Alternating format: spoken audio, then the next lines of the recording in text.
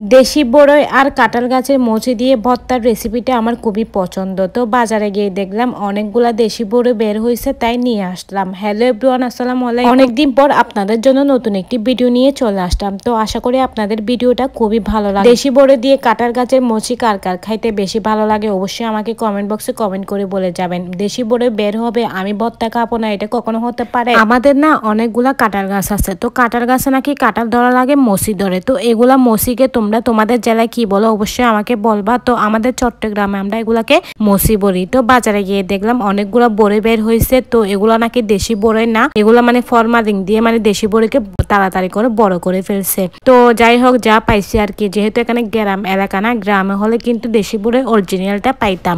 তো যেহেতু আমাদের এলাকাটা শহর এলাকা, তো এখানে বড়ির দাম অনেক বেশি বাড়তি ছিল। তো 1 কিলো ছিল 120 টাকা করে। তো তার জন্য আমি আধা কিলো নিয়ে আসলাম, আধা কিলো 60 টাকা দিয়ে নিয়ে আসলাম। তারপর গাছের থেকে মচি পেরে নিলাম। তারপর এখানে মচি দেন বড়িগুলো একদম হান্দিস্তার মধ্যে ভালো করে একদম হান্দিস্তা দিয়ে ভালো করে চেঁচে নিয়েছিলাম। তারপর চেঁচানোর পরে এখানে ধনে পাতা, কাঁচামরিচ, পেঁয়াজ, রসুন সবকিছু দিয়ে এখন হান্দিস্তা দিয়ে চেঁচে নিচ্ছি। তো অনেক আপুরা আমি ভিডিওর মাঝখানে দেখছিলাম বাটনা বাটা দিয়ে বেটে বেটে খায়। তো আমরা না বাটনা বাটা দিয়ে বেটি না, তো আমরা এভাবে সুন্দর করে হান্দিস্তার মধ্যে চেঁচে নিই। তো প্রথমে বড়িগুলো চেঁচানোর পরে এখানে কাঁচামরিচ, ধনে পাতা চেঁচানো হয়ে গেছে। আমার না এই বড়ির ভর্তাগুলো বানাতে যেয়ে আমার হাতের আঙ্গুল কেটে গেছে। তো যখন আমি ভর্তা খাবো তোমরা তখন একটু করে দেখতে পাবা। আমি মচিগুলা বটি দিয়ে কাটতে গেছিলাম, ওই অবস্থায় আমার হাত থেকে মচি পড়ে গিয়ে হাতটা কেটে গেছে। তো অনেকগুলা রক্ত গেছে। তারপর আমি এরকম ভিডিও করতে পারিনি। তারপর আবার হালকা পাতলা আমার আপু এই ভিডিওগুলা করে দিছে। তো এখন কাঁচামরিচ, ধনে পাতা, পেঁয়াজ সবকিছু একদম চেঁচানো হয়ে গেছে। তারপর এখানে চিনি,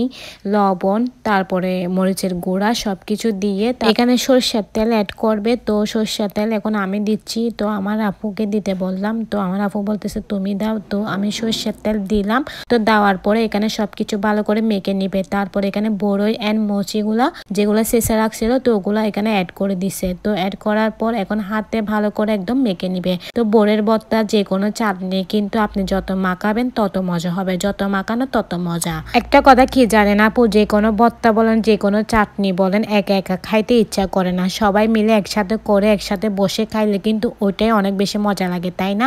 আমাদের বাসায় আমি, আমার ছোট ভাই দেন আমার আম্মু, আমরা 3 জনে মানুষ। তো 3 জন মানুষ এগুলা খাইতে পারি না, ভালো লাগে না একা একা। তো আমার আপুরা যখন আসছে তারপর একসাথে আমরা ভর্তা চাটনিটা করলাম। তো এখন ভর্তা মাখানো কমপ্লিট হয়ে গেছে। তারপর আমরা সবাই মিলে খেতে বসে গেলাম। তো যেটার মধ্যে ভর্তা মাখছি ওইটার মধ্যে আমি খেতে বসে গেলাম, ওইটার মধ্যে খাওয়ার মজাই আলাদা। আমি চামচ দিয়ে খাচ্ছি, ওই যে বললাম আমার হাতের আঙ্গুল কেটে গেছে তার জন্য। তো বাকিরা সবাই হাত দিয়ে খাচ্ছে। তো অনেক বেশি মজা হয়েছে। তো আজকের ভিডিও এখানে শেষ করলাম, টাটা।